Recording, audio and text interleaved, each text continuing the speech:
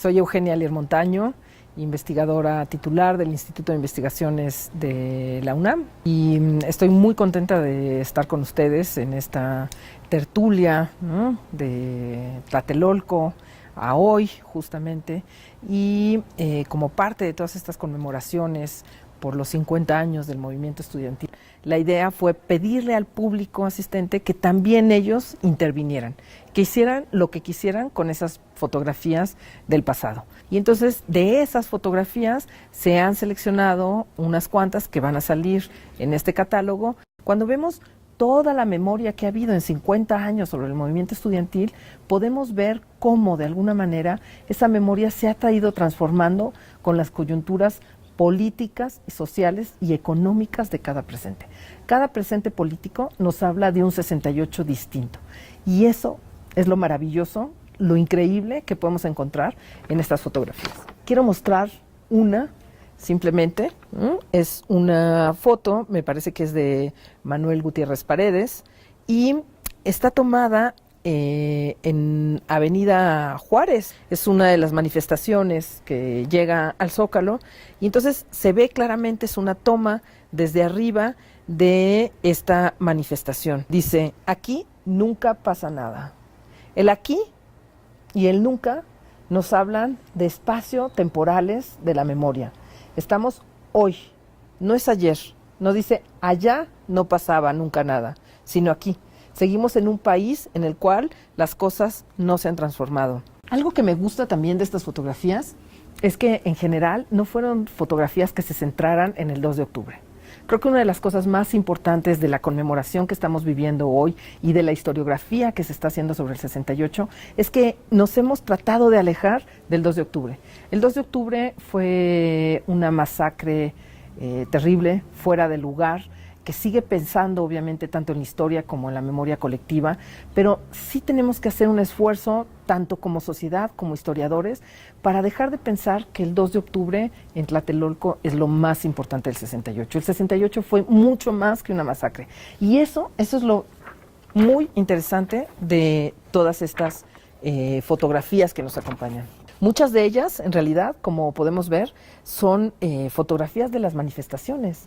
La fiesta, la juventud, las ideas políticas, el proyecto político y social que había en todo el movimiento estudiantil y que justamente nos los están reflejando aquí.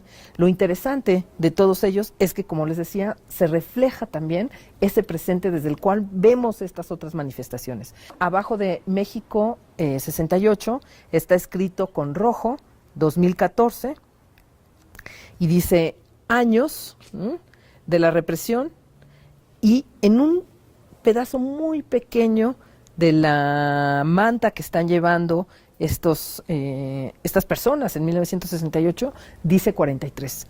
Entonces claramente estamos hablando de los 43 de Ayotzinapa 2014, como de alguna manera la memoria de la represión, la memoria de los asesinatos y de las masacres se vincula a través de Ayotzinapa y 1968. Uno de los colores que más se eligió para intervenir las fotografías es el rojo, ¿no? De alguna manera hay esta asociación entre, me parece, entre el rojo, la sangre y la violencia. Pero está justamente este rojo, porque además, claro, el rojo nos permite resaltar frente a los grises, al blanco y negro de las fotografías de 1968. No está de más en ese sentido pensar que algunos niños, cuando ven, por ejemplo, las fotografías en blanco y negro o ven los videos de los años 60 que no tenían todavía color, y dicen, es que en aquella época se vivía en blanco y negro.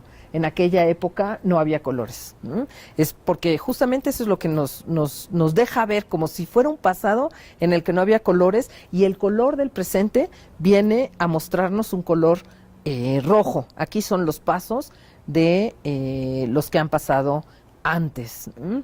Y se menciona la Noche de los Lápices, un acontecimiento en Argentina, ¿no?, que de alguna manera también liga justamente toda esta violencia de Estado. Aquí tenemos justamente una de esas fotografías en las que el rojo es no solo importante, ¿no?, porque como vemos hay muchos otros colores, sino que está como presente en estas marcas de sangre en en la calle, en el piso, que de alguna manera están acompañando al 68. El 68 es de alguna manera un diseño sobre el cual podemos reescribir. Y eso es, creo, algo muy interesante que nos dejan todas estas fotografías.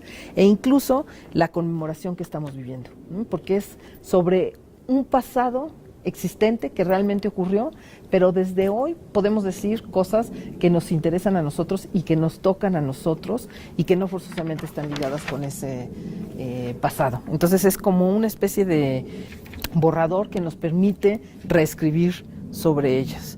Aquí, por ejemplo, Michelle nos dice: lo siento, el silencio esclaviza, la verdad duele, la verdad libera.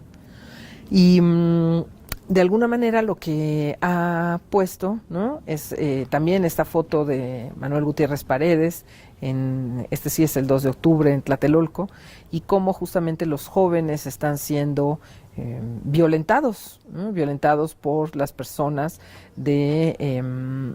aquí no nos queda claro si si el individuo que se ve de traje es del Batallón Olimpia, pero es muy probable que lo haya sido, porque fueron los que subieron al tercer piso del edificio Chihuahua, justamente para detener a los líderes y a todos los que estaban en el balcón de ese piso. Aquí, ¿no?, también es muy interesante, por ejemplo, cómo a través del rosa, ¿no?, nos dicen: la memoria es nuestra mejor arma en esta guerra contra el olvido. Justicia para el pueblo, y son tachados los soldados, ¿no? Hay también en la mayoría de todas estas imágenes como un centro muy importante en los soldados, en la policía, y es como si hubiera quedado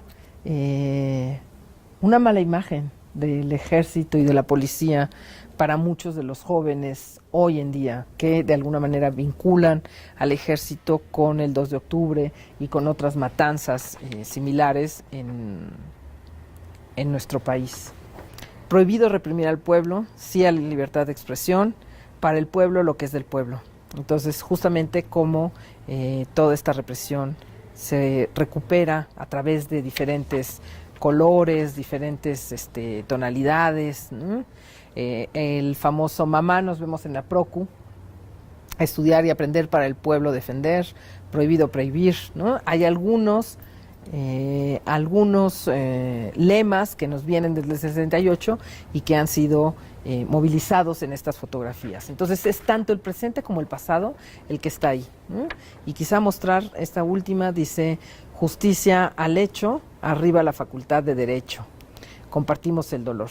Esta fotografía de gente joven, gente feliz, gente disfrutando una manifestación en 1968, pero que siempre se sigue ligando al dolor, suponemos que el 2 de octubre, y como los jóvenes, algunos tienen tachada la boca en señal de el silencio y la represión a la que fueron sometidos para que no hablaran, para que no exigieran, ¿no?